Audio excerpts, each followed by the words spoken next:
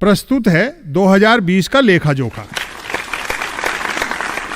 साल 2020 कोरोना के नाम रहा। वायरस लाए हवाई यात्री जिसे भुगता पदयात्रियों ने।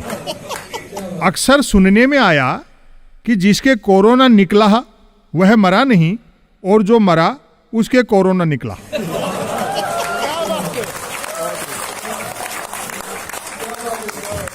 जो हो, अवसरवादियों ने आपदा को अवसर में भरपूर बदला। चर्चा यह भी रही कि अवसर बनाने के लिए ही आपदा पैदा की गई है। अधिकारों की मांग करने पर सरकार ने कर्तव्य याद दिलाए। भूखों ने रोटी चाही तो उपवास के फायदे बताए गए। वैसे तो कोई बोला नहीं, जो बोला उसे चुप करा दिया गया। अच्छे दिन वाले सदमे से उबरे भी नहीं थे कि मोदी जी ने आत्मनिर्भर दे मारा।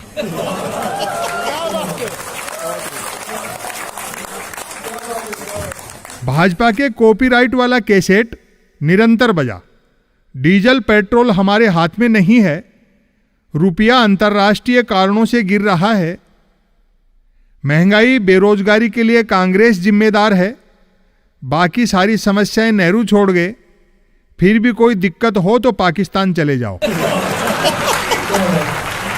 आईटी, ई कॉमर्स और फार्मा कंपनियों ने कमाया, बाकी सबने गंवाया। नई कहावत बनी, सरकार मेहरबान तो जियो पहलवान। परंपरागत बाजार का यह हाल रहा कि सांसदों विधायकों के अलावा हर सामान का लेन देन ठप रहा। तथाकथित आईटी सेल ने जलती तीलियां मिशन भाव से फेंकी, जिनसे यहां वहां खूब आग लगी। अधिकांश मीडिया ने आग बुझाने का काम केरोसिन डाल डाल कर किया। भाषण एकता पर दिए गए और करतूतें बांटने वाली की गईं।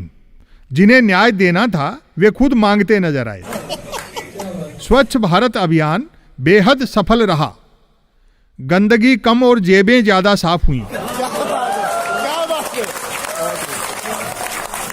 लोकतंत्र मुरझाता गया, कमल खिलता गया।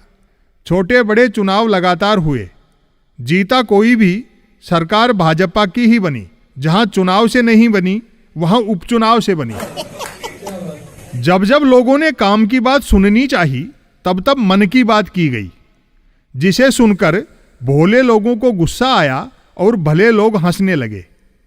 प्रधानमंत्री ने साल भर उन विषयों के बारे में विस्तार से समझाया जिन्हें वे खुद नहीं समझते।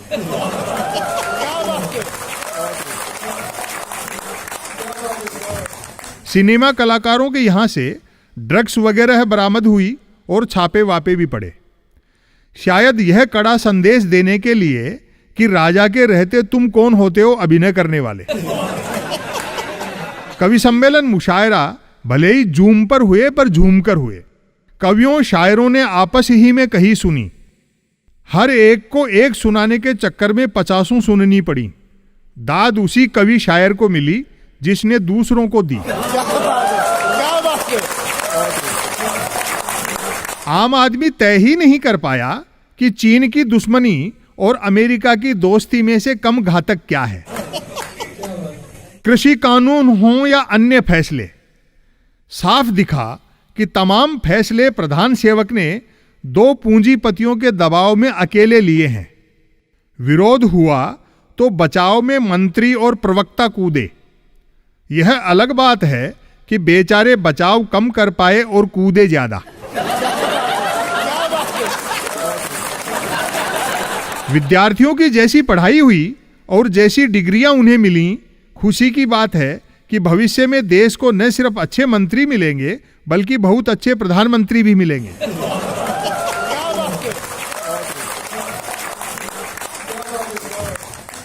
कुल मिलाकर 2020 में करिश्मा घटा और दाढ़ी बढ़ी।